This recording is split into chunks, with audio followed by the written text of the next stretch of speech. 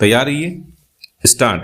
दुनिया की सबसे अमीर हस्ती एलन मस्क ने भले ही दुनिया के सबसे बड़े लोकतांत्रिक देश भारत की प्रशंसा की हो, लेकिन अनेक मायनों में हमारे लोकतंत्र पर कई सवाल भी हैं। बेशक भारत ने एक दिन में 64 करोड़ वोट गिन डाले हों, बेशक देश में हर 5 साल में चुनाव होते हों, बेशक हमारे यहाँ सत्ता हस्तांतरण में अन्य देशों की तरह हिंसा नहीं होती हो, लेकिन लोकतंत्र पर कुछ ऐसे दाग भी हैं जिन्हें चाह कर भी मिटाया नहीं जा पा रहा। सबसे बड़ा उदाहरण तो देश की संसद है, जहां सिर्फ और सिर्फ हंगामा करना ही कुछ राजनीतिक दलों का ध्येय बन चुका है। सोमवार से शुरू हुआ संसद का सत्र हमेशा की तरह फिर हंगामे से ही शुरू हुआ। हालात से लग रहा है कि पूरा सत्र कहीं हंगामे की भेंट चढ़कर न रह जाए। हर संसद सत्र से पहले विपक्ष कुछ मुद्दों को लेकर सवाल उठाता है और फिर संसद सत्र को शुरुआत से वे ही मुद्दे हंगामे और बहिर्गमन का कारण बनते हैं। हमारा लोकतंत्र फिर हंगामे से ही शर्मसार नहीं होता है। हाल में संपन्न महाराष्ट्र विधानसभा चुनाव के नतीजों पर एक दो राजनीतिक दलों ने इलेक्ट्रॉनिक वोटिंग मशीन ईवीएम की विश्वसनीयता पर फिर सवाल उठाकर लोकतांत्रिक प्रणाली को कटघरे में खड़ा करने का प्रयास किया है।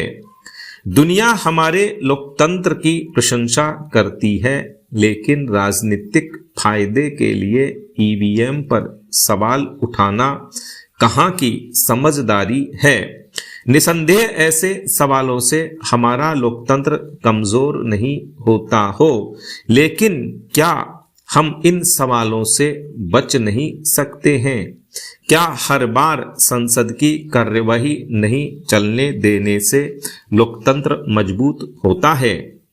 इन सवालों के हल किसी और को नहीं बल्कि हमारे राजनीतिक दलों को ही तलाशने होंगे। अमेरिकी अदालत में अडानी समूह पर लगे आरोप गंभीर हैं, पर उसके लिए सरकार को घेरने के दूसरे उपाय भी हैं। संसद में ऐसे गंभीर मुद्दे पर चर्चा होनी चाहिए, पर इसके लिए हंगामा करना जरूरी नहीं। देश आज बेरोजगारी, महंगाई और दूसरे मुद्दों से भी जूझ रहा है। क्या संसद के समय का उपयोग इन मुद्दों पर चर्चा के लिए नहीं किया जाना चाहिए? संसद के दोनों सदनों में आजकल काम कम और शोरगुल अधिक हो रहा है। जनता अपने प्रतिनिधियों से अपेक्षा करती है कि सदन में वे अपने क्षेत्र और देश के लिए विकास की चर्चा करें। भारत के लोकतंत्र की प्रशंसा दूसरे देश करते हैं तो ये प्रशंसा सरकार ही नहीं समूचे देश की होती है। सदन की शुरुआत से पहले हर बार सर्वदलीय बैठकें होती हैं, पर उसमें भी समाधान निकलता नजर नहीं आता। सदन चलाने की जिम्मेदारी सरकार की अधिक है, इसलिए मणिपुर और संभल हिंसा पर चर्चा को भी उसे प्राथमिकता से लेना चाहिए। साथ ही विपक्ष को रचनात्मक तरीके से विरोध जाहिर करना चाहिए, न कि शोरगुल व बहिर्गमन। पैरा, शिक्षा विकास और उन्नति का आधार होती है। शिक्षित प्रशिक्षित युवा पीढ़ी विकास से जुड़े कार्यों में नवाचार करती है। अपनी प्रतिभा से देश दुनिया में प्रतिष्ठा अर्जित करती है। इसमें कोई दो राय नहीं कि उच्च शिक्षण संस्थाओं का युवाओं की समुचित शिक्षा दीक्षा में महत्वपूर्ण योगदान रहता है। पिछले कुछ दशकों में निजी उच्च शिक्षण संस्थाओं की संख्या तेजी से बढ़ी है। इससे प्रदेश में उच्च शिक्षा का अच्छा वातावरण भी बना है। हालांकि कुछ उच्च शिक्षण संस्थाओं के गलत जानकारी देने व फर्जी डिग्री जैसे कृत्यों के कारण इन संस्थाओं पर सवाल भी उठे हैं। उच्च शिक्षण संस्थाओं में गुणवत्तापूर्ण शिक्षण हो, इसके लिए इसमें योग्यता मानकों को पूर्ण करने वाले शिक्षक हों, उन्हें नियमानुसार पूरा वेतन मिले, यहाँ होने वाला शोध उच्च स्तर का और समाज के लिए उपयोगी हो। पढ़ाने वाले शिक्षकों का पूरा विवरण इन उच्च शिक्षण संस्थाओं की वेबसाइट पर होना चाहिए ताकि विद्यार्थी उनके बारे में जानकारी प्राप्त कर सकें। यह सुनिश्चित करने के लिए आवश्यक है कि उच्च शिक्षण संस्थाओं की प्रभावी निगरानी हो। विश्वविद्यालय अनुदान आयोग UGC ने राजस्थान के विश्वविद्यालयों के मानकों को लेकर चिंता भी जताई है। प्रदेश के उच्च शिक्षा विभाग को निजी उच्च शिक्षण संस्थाओं की गुणवत्ता बनाए रखने के लिए गंभीर प्रयास करने होंगे।